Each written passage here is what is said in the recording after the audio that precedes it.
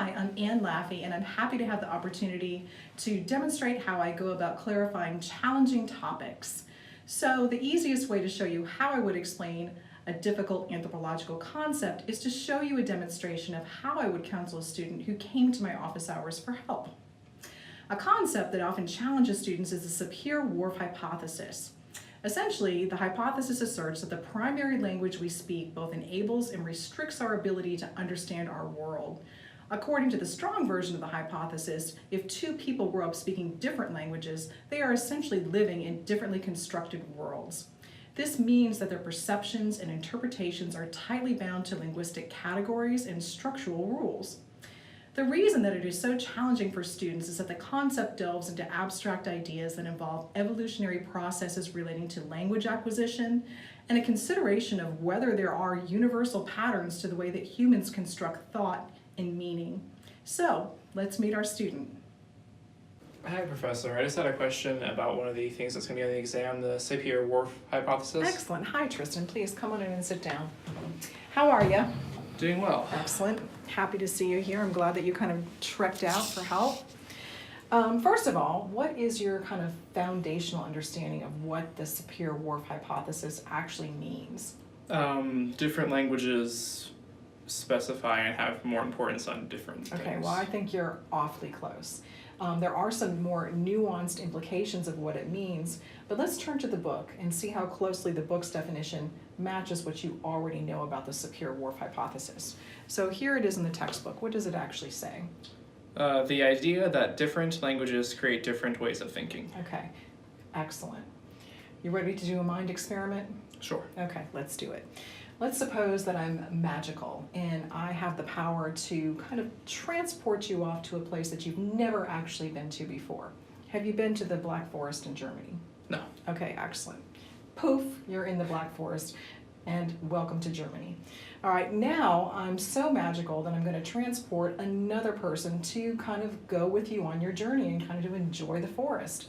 This individual comes from the Amazonian jungle, and they don't go to Publix for their shopping pleasure. They actually will go to gather things out in the forest, but they're also horticulturalists, so they will grow things in their garden as well. So congratulations, you have a new friend from the Amazon jungle. You are both making your way through that forest. And what I'm going to do is, with my experiment, is I'm going to have you both go through there. And when you come back, I'm going to listen to the description that both of you give me.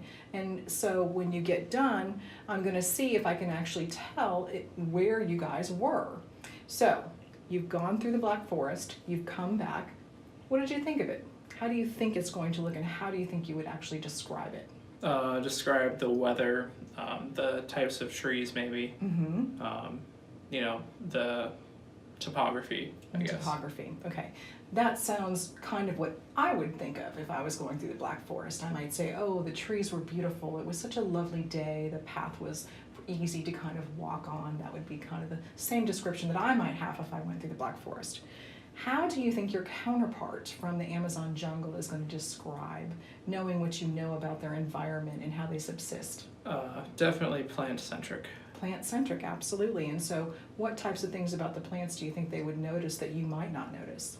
Well, I definitely wouldn't know if they're edible or not. You wouldn't know which ones you could eat. Yeah. Yep. What else? Poisonous ones, Poisonous ones like to eat, ones that are not good to eat. Rash. So what the Sapir-Whorf hypothesis says is, by the time I listen to your story and your description, and then I come over to your counterpart from the Amazon and listen to their description of the story, it probably will seem that you didn't even visit the same place. And that's the power of linguistics and how it kind of shapes how you actually view the world, what you notice in the world, what you don't notice in the world. And a lot of that has to do with a concept in the chapter that's called focal vocabulary. And so what do you remember about focal vocabulary? What does that actually mean? I remember that different languages had more words for certain things. That's exactly right. And so some of the examples from lecture are Eskimos. And so Eskimos seem to have a lot of word for snow and different things like that.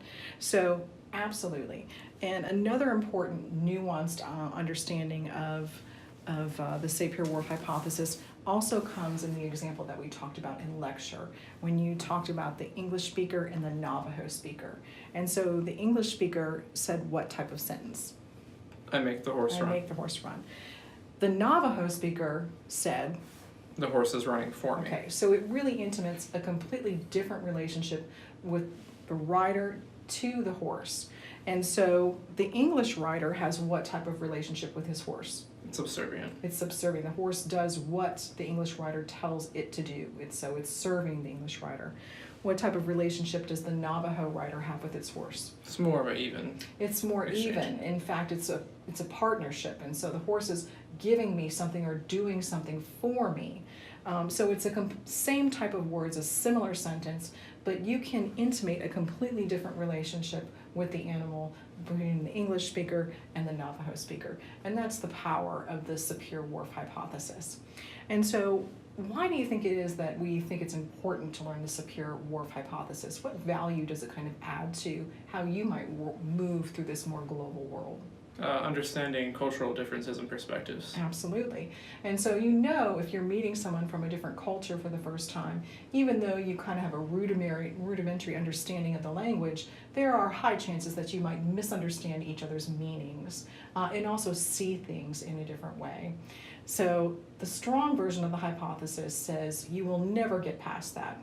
But the weak version of the hypothesis says if you learn the language well enough and you spend enough time in the environment and understand the history of the people, you will be able to kind of see things as they see them and kind of get a good idea of how they actually picture the world.